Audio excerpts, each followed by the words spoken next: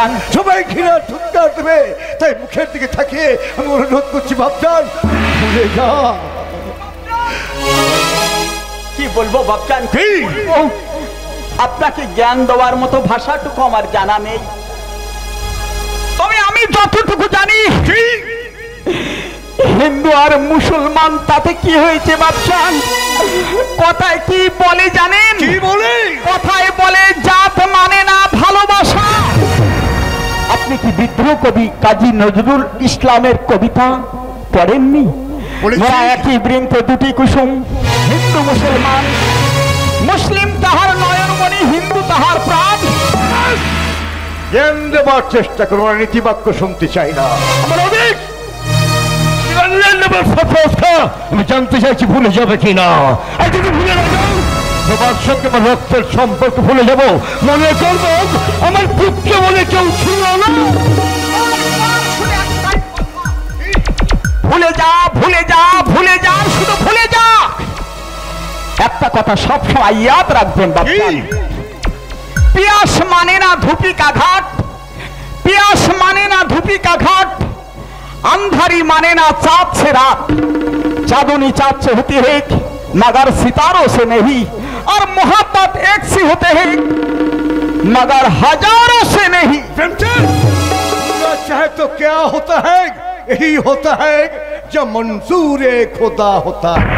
যাকে আমি মন প্রাণ দিয়ে মহব্বত করেছি, আপনারা শত চেষ্টা করলেও পানি এবং জলকে কেটে যেমন দুভাগ করা যায় না, প্রিয় আর প্রেমের প্রেমকে আপনারা কেটে কোনোদিন দুভাগ করতে পারবেন না। मर्जी खुदा की खेल नसीब को जो इंसान की। आसमान कभी नहीं झुकता, आसमान कभी नहीं झुकता, प्रिय और प्रेमेर प्रेम कभी नहीं रुकता। আমি ঘৃণা করি, তিরস্কার করি,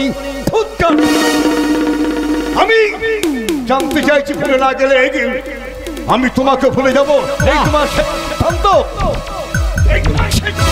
এটাই হলো আমার শেষ সিদ্ধান্ত। প্রয়োজন হলে এই বাংলা পরিত্যাগ করে ওই হিন্দু কন্যা প্রিয়ার হাত ধরে আমার দু চোখ যেদিকে যায় সেদিকে। আমার সিদ্ধান্ত চূড়ান্ত সিদ্ধান্ত। তোমার সঙ্গে আমার রক্তের সম্পর্ক আমি ভুলে গেলাম। মোহাম্মদ খান খান মির্জা জলিল বন্দি কর।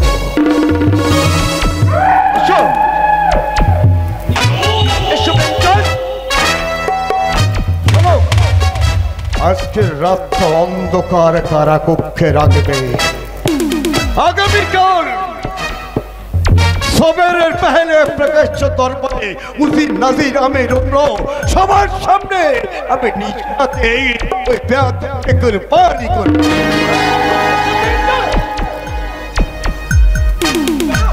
তোমাকে নিয়ে যাব অন্ধকার কারাকক্ষে। জানা প্রেমচাঁদের এমন কি অপরাধ যে তার জন্য প্রেমচাঁদকে অন্ধকার কারাগারে নিয়ে যাচ্ছেন? তুমি সেই নারী যার রূপে মুগ্ধ হয়ে আমার প্যারের বেটা দিবানা হয়ে গেছে, মোহাব্বত কি মুসাফির হয়ে গেছে। তুমি লায়লা ও মজনু, সেরি ফারাদ, এইসব জলেকা চণ্ডীদাসী রোজকে নিয়ে শিখেছ। আমি বাংলার নবাব সরপরাস্তা, আমার নীতি আছে, ধর্ম আছে, আদর্শ আছে। আমি নবাব, আমি অন্য কেউ নই, সাধারণ মানুষ নই। আমার বিচারে কখনো কোনোদিন পক্ষপাতিত্ব হয়নি, আর আজও হবে না। ইতিহাসের পৃষ্ঠায় স্বর্ণ লেখা থাকবে বাংলার নবাব আমার একজন বিচারক ছিল, আমার একজন সম্রাট ছিল। নিজের পুত্র অন্যায় করেছে বলে নিজের পুত্রকে নিজে হাতে তার বাড়ি করে যাও, নিয়ে যাও। প্রেমচাঁদ একলা অন্যায় করেনি, অন্যায় আমিও করেছি। প্রেমচাঁদ একলা আমাকে ভালোবাসিনি, আমিও প্রেমচাঁদকে ভালোবেসেছি। শাস্তি যদি দিতে হয় প্রেমচাঁদের সঙ্গে আপনি আমাকে শাস্তি দিন, নইলে প্রেমচাঁদকে আপনি মুক্তি করে দিন। মুক্তি হবে না, তোমার শাস্তি এখনই এই মুহূর্তে এই বাংলা পরিত্যাগ করে দু চোখে যেদিকে যায় সেই দিকে চলে যাবে। কোনো কথা নয়, বাংলার নবাব সরপরাস্কার আদেশ খোদার আদেশ মেনে চলবে। এই মুহূর্ত ত্যাগ করো, বাংলা ত্যাগ করে চলে যাও, যাও চলে যাও। তোমার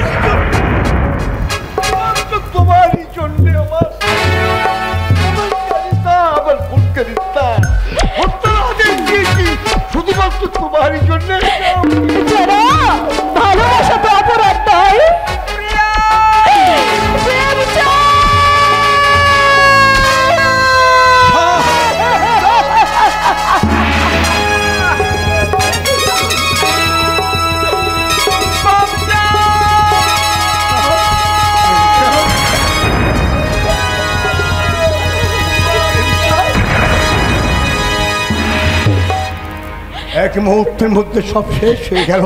তুমি এখনো দাঁড়িয়ে আছো? জানো, আমার হৃদয়টা চৌচির হয়ে যাচ্ছে। তুমি জানো না, তুমি জানো না, আমি প্রকাশ করতে পারছি না। আমি এর কাছে বেটা বলে ডাকবো, তাকে উত্তর ভরে জানবো। দিল কে কাহিনী कोई नहीं सुनेगा, टूट गया जमाना, बेकरार हो गया दिल। आसिफ की नाम टूटी कब्बों पे जब पे मेरा जीवन रती है। कितने हसीन होती है मेहरबान खुदा। एक मृत्यु যন্ত্রণা আমার কাছে অনেক ভালো ছিল। যাও বেরিয়ে যাও, বেরিয়ে যাও, বেরিয়ে যাও। বেশ, আমার প্রেমচাঁদকে যখন আমি ভালোবেসে কাছে পেলাম না, আমার প্রেমচাঁদ যে পথে গেছে আমিও সেই পথে যেতে চাই, আর কখনো ফিরে আসবো না। ওগো ঠাকুর, তুমি আমার মাকে দেখো, আমার মায়ের চোখের জল, তুমি রক্ষা করো ঠাকুর, তুমি রক্ষা করো। আর হয়তো আমার মায়ের সঙ্গে আমার দেখা হবে না, এই দেখাই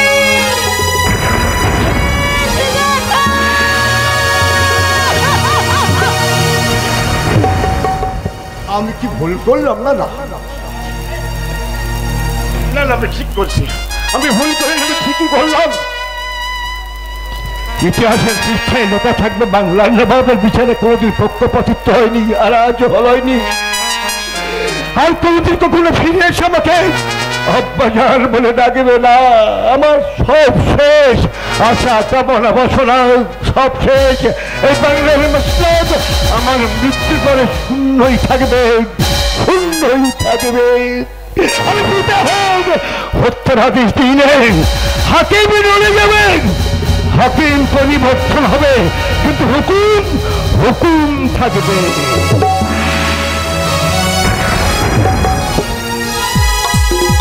শ্রাবন্তী, ফিরে এসো শ্রাবন্তী, ফিরে এসো। আমি বুঝতে পেরেছি শয়তান সমাজপতির জন্য আমাদের সোনার সংসারটা ভেঙে তছনছ করে দিয়েছে। কোথায় আছো তুমি? ফিরে এসো শ্রাবন্তী।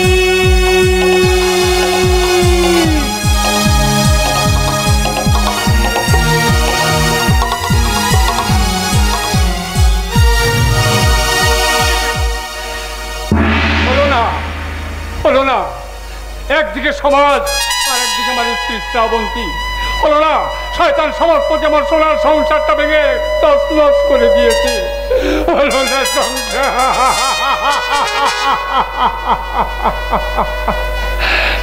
উজির শাখার বাড়ি আশ্রয় নিয়েছে শ্রাবন্তী। সেখানে গিয়ে নাকি একটি কন্যা সন্তান জন্ম দিয়েছে, নাম রেখেছে আদর করে তার প্রিয়া। আমার এখান থেকে যখন চলে যায় ঠিক সেই সময় আমাকে বলে গিয়েছিল, গো আমাকে কয়েকটা মাস সময় দাও, আমি সন্তান প্রসব করার পর আমি এখান থেকে চলে যাব। আমি তাকে সময় দিইনি, এখান থেকে চলে গেছে, আর কোনোদিন সে আমার কাছে ফিরে এলো না। কিন্তু আমাকে তো বলে গিয়েছিল, গো যদি কোনোদিন প্রিয়ার সঙ্গে তোমার সাক্ষাৎ হয়, পিতৃ পরিচয় দিতে যেন ভুল করো না। তুমি বলে দাও কোথায় গেলে আমার প্রিয়ার সন্ধান পাবো। ফিরে আয় মা, আমার কাছে ফিরে আয়, আমার কাছে ফিরে আয়।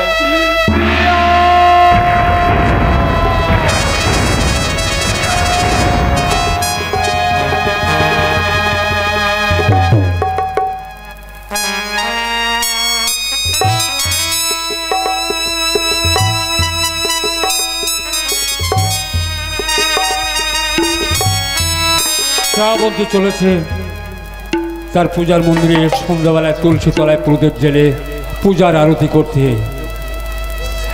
এমন সময় এক পাশে মন্দির আর এক পাশে মসজিদ, মসজিদে বেজে উঠল আজানের ধ্বনি। আল্লাহু আকবার, আল্লাহু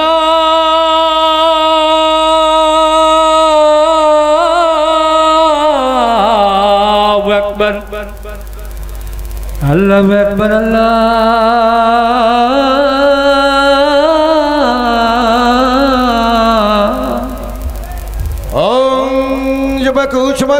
সংকট সংকট সবিয়ং মহাধবি অহংকারী সর্বভাবন তস্মিও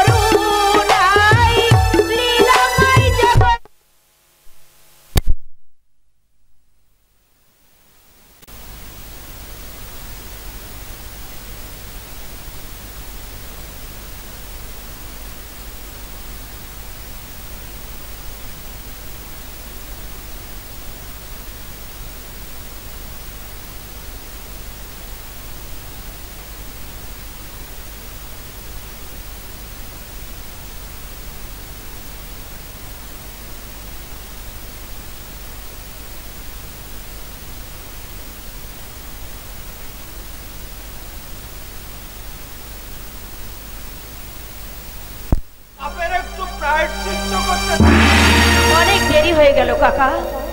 মানুষের জীবনে হারিয়ে যাওয়া দিন কি নতুন করে আবার তার ফিরে আসে? এখন বলে কোনো লাভ হবে না কাকা, যেহেতু আমি সংসার ছাড়া, স্বামী ছাড়া আমি কলঙ্কিনী। তোমার স্বামী যে তোমার জন্য পাগল হয়ে ঘুরে বেড়াচ্ছে। তুমি তো সমাজের শিরোমণি, তোমারই নির্দেশে আমাকে কলঙ্কিনী সাজিয়েছিল, আমাকে ঘর ছাড়া করেছো। আজ বলে কি হবে? আমার স্বামী কি কখনো কোনোদিন ফিরিয়ে নেবে? আমি আবার তোমাকে সমাজে ফিরিয়ে নিয়ে আসবো। পাগলের মতো ঘুরে বেড়াচ্ছে, তাই আমার স্বামী আছে কৃষ্ণ মন্দিরের পাশে। কাকা, তুমি আমার স্বামীর কাছে ফিরিয়ে নিয়ে যাবে? তুমি দেখতে চাও? আমার স্বামীর কাছে ফিরিয়ে দেবে আমাকে? তাহলে তুমি এসো মা, তুমি আমার সঙ্গে চলে এসো।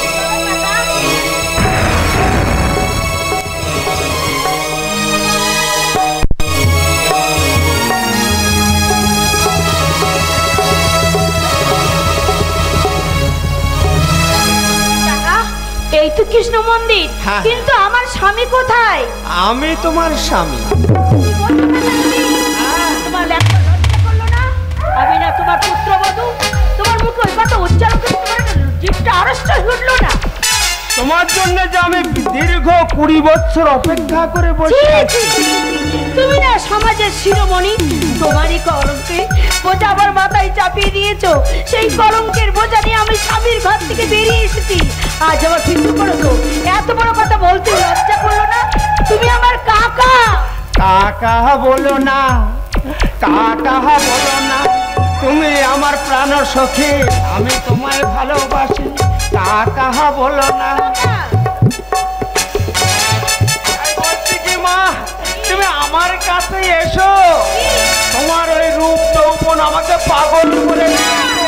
তোমার ওই তোতা পাখির মতো ঠোঁট দুটো না আমার ঘুম কেড়ে নিয়েছে। তোমার ওই টানা টানা চোখ দুটি কেড়ে নিয়েছে আমার সুখের নেত্রা।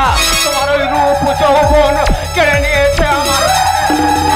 তাই তোমাকে আমি আমার বুকে নিয়ে আমার এই তাপিত বুকটা শীতল করি। আমাকে এখান থেকে যেতে দাও। আর আমাদের এই কুকীর্তির কথা তুমি সমাজে কাউকে বলতে পারবে না।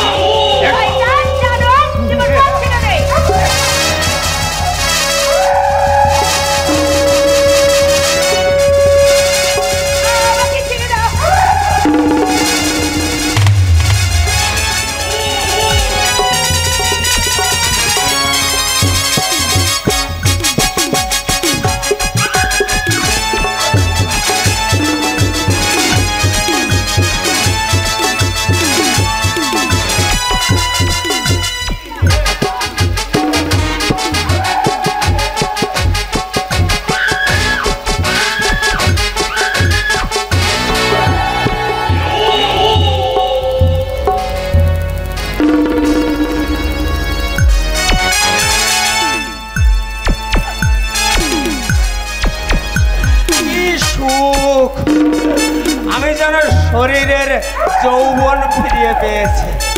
মনে হচ্ছে যেন আমার 17 বছর আয় দিল।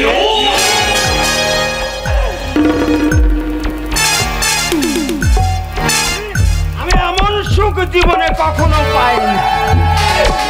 কি তৃপ্তি পেলাম দীর্ঘ 50 বছর পরে। আমি জীবনে এই সুখের কথা ভুলতে পারি। আমাকে ছড়না করে এই মন্দিরে এনেছিস, আর পরে আমাকে একা পেয়ে আমার জীবনটা শেষ করে দিয়েছিস। তোরও মারার টাইম হয়ে গেছে। কুকীর্তির কথায় সমাজের কুকীর্তি করবো, আর আমি তোকে নিজে হাতে খুন করবো।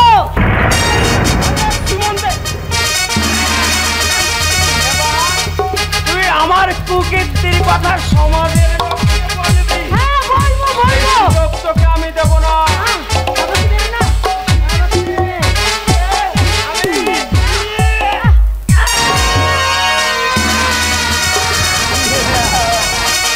স্বামী! অবশেষ শ্রাবন্তী, আমি আসছি। শয়তানটা এইদিকে আসছে, আমি এবার পালিয়ে থাকি।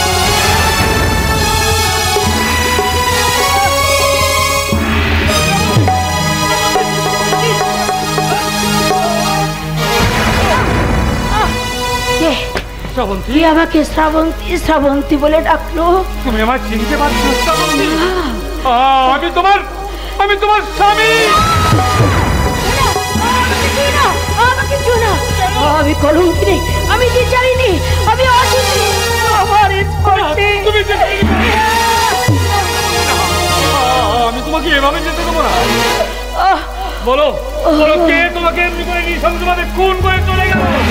ওই শয়তান সমাজপতি আমাকে খুন করে চলে গেল। আমার দেহটা ছিঁড়ে ছিঁড়ে খেয়েছে শয়তান। ওগো, তুমি কেন এসেছো আমার কাছে? আমাকে ফিরিয়ে নিয়ে আমি যে যাবে। তোমাকে ফিরিয়ে নিয়ে যাওয়ার জন্য এসেছি।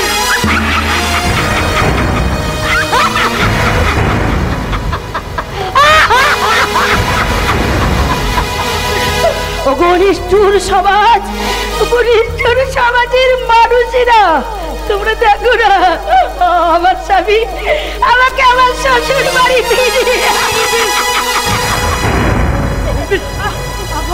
ওগো, আমি তো দাঁড়াতে পারছি না। নিষ্ঠুর নিয়তির পরিহাস দেখো না। তোমাকে আমি মরতে দেবো না। দেখো, কুর্চি নিয়তি আমায় হাতছানি দিয়ে ডাকছে। আমাকে ধরে রাখো তুমি। ওগো, মৃত্যুর পথে যাচ্ছি, ধরে রাখতে আর তুমি পারবে না। মরার আগে আমি তোমাকে একটি অনুরোধ করবো, রাখবে? কেন বলো, তুমি কি বলতে চাও? আমার সেই ছোট্ট প্রিয়া, অনেক বড় আমার সেই ছোট্ট প্রিয়া, সে অনেকই বড় হয়েছে। তাকে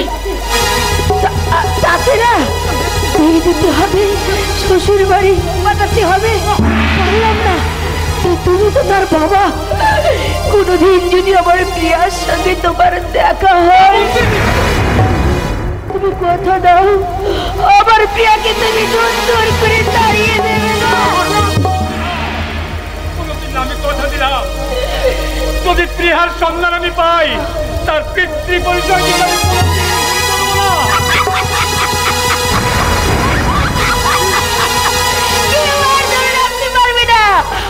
আমার প্রিয়াকে ওর বাবা বুকে আঁকড়ে রেখেছে। তুমি এমন করছো কেন? অনেক পরিশ্রম হয়ে গেছে, আমি যে বড় ক্লান্ত। কতদিন তোমার কোলে একটু আমাকে ঘুম পাড়াবে গো, তোমার কোলে মাথা রেখে ঘুমাবো। এসো না।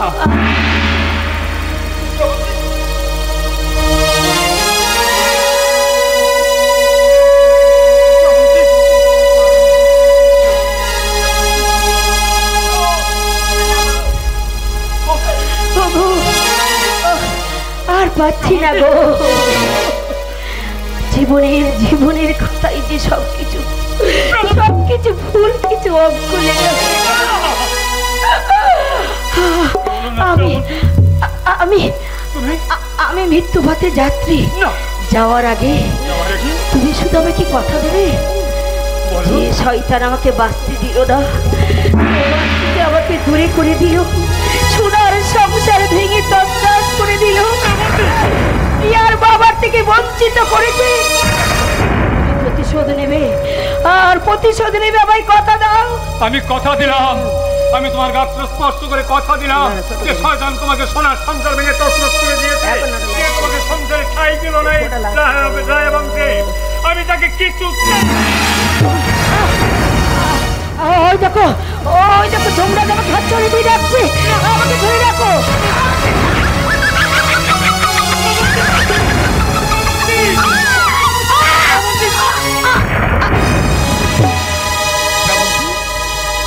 এই শ্রাবন্তী কথা বলো না। এই শ্রাবন্তী, শ্রাবন্তী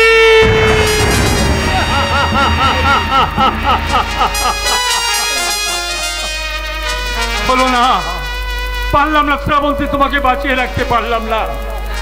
তুমি আমাকে ছেড়ে চলে গেলে, প্রিয়ার এখনো সন্ধান পেলাম না। আমি যে একা হয়ে গেলাম শ্রাবন্তী, আমি যে একা হয়ে গেলাম। না, আমি কিছুতেই ক্ষমা করবো না। শয়তান সেনাপতি, শয়তান ওই শিবসালার মির্জাকারীকে আমি কিছুতেই ক্ষমা করবো না। আর যে শয়তান তোমাকে নিঃসন্দেহভাবে খুন করেছে, সোনার সংসার ভেঙে তছনছ করে দিয়েছে, সেই শয়তানদের মুখে তাদের ততক্ষণ আমি না ধরাতে পারবো, ততক্ষণ আমার দেহের আগুন কিছুতেই ঠান্ডা হবে না।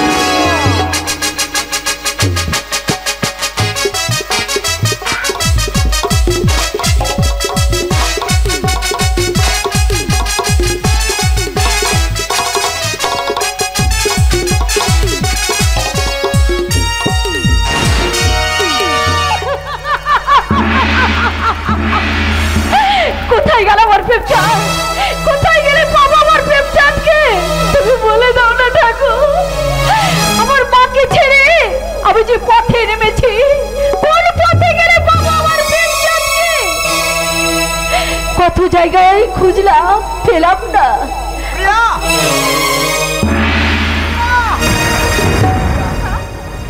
তুমি কোথায় ছিলে বলো প্রেমচাঁদ? বাপজান আমাকে কারাগারে রেখেছিল। রক্তির সঙ্গে পরামর্শ করে রক্তি তার উন্মুক্ত করে দিল। সবার চোখে ধুলো দিয়ে আমি কারাগার থেকে পালিয়ে এসেছি। আর অপেক্ষা নয় প্রিয়া, চলো আজ এই মুহূর্তে আমরা দুজনে এই বাংলা পরিত্যাগ করে তুই বহু দূরে চলে যাই। তাই চলো, এই রাজ্যে আমরা থাকবো না, যেখানে গেলে মানুষ মানুষকে ভালোবাসবে, মানুষ মানুষকে দেখে ঘৃণা করবে না, তোমার আমার ভালোবাসার মাঝখানে কেউ বাধা হয়ে দাঁড়াবে না। আমরা সেই আমি কি দেখতে পাচ্ছি, আকাশের পূর্ব কোণে যেন একখণ্ড মেঘ জমেছে। তুমি আমায় শক্ত করে ধরে রাখো প্রিয়া, তুমি যেন আমায় ছেড়ে চলে যেও না। আমার মনে হয় এই মুহূর্তে প্রমাণ ঝড় উঠতে পারে।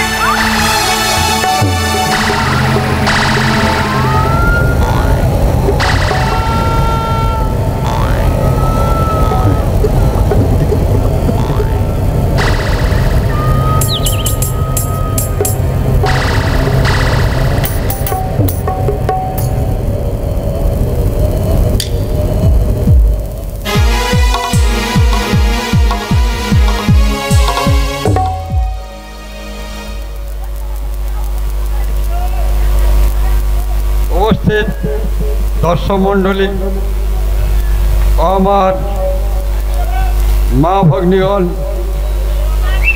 ও আমার সেবাবয়সী বন্ধুরা, হিমচেখালী নিবাসী শ্রীমান হরিপদ হালদারের কনিষ্ঠ পুত্র এই মায়ের